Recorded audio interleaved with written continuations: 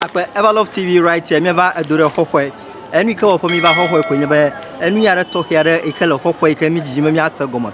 E na pon achimagbado nyare ya tumulo ne Hohoe to. Yese be gaye ka tu alo ameyo ka demagbana wona enyi grant development grant. Enya ameyo ka ejagba eko wona ya cover. 5 years program to he onye. This is the first phase. E kana heya wo voa. Oga ameyo ka la hia papa ya oga on nyaga.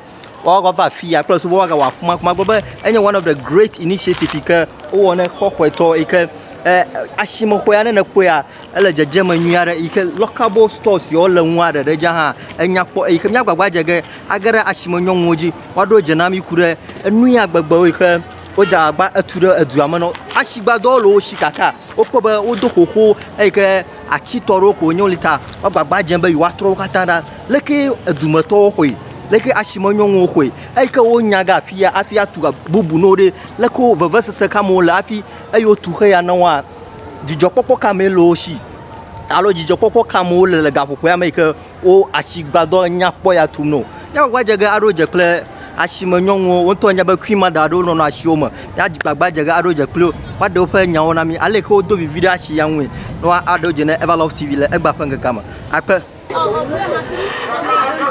one was always 10 million. It's when you are at 20.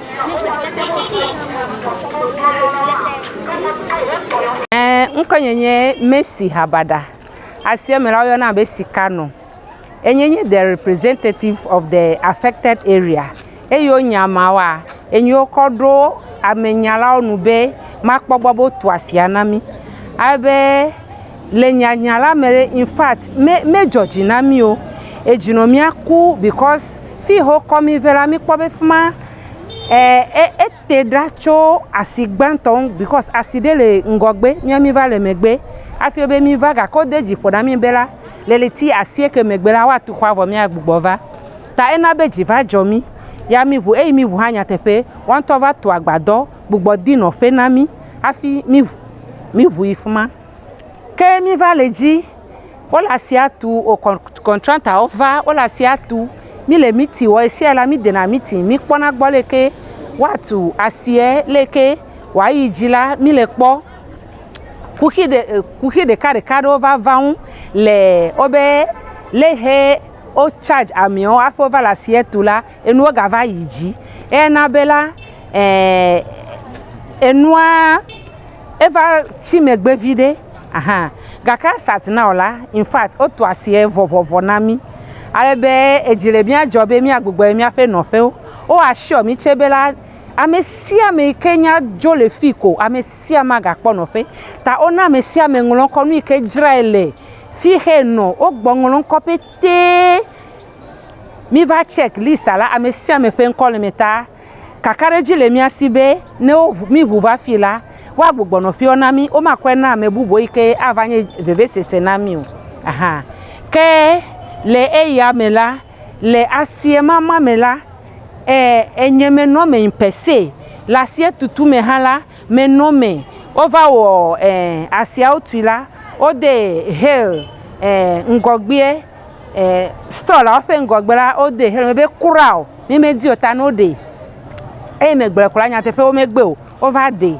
abe ejijomi be fifia mi le vavage mama hala nye ntonto nye representative tara mele me gengen afimi le enuama ameyo ano fi nu ijralo fi ke wa no store la ameyo wa hwe mele me ya mi me pepe de dodonu ta ji hosele eye kakareji hale mi asibe ne mi vala disaster reke ma vao ejina jomi akpena mi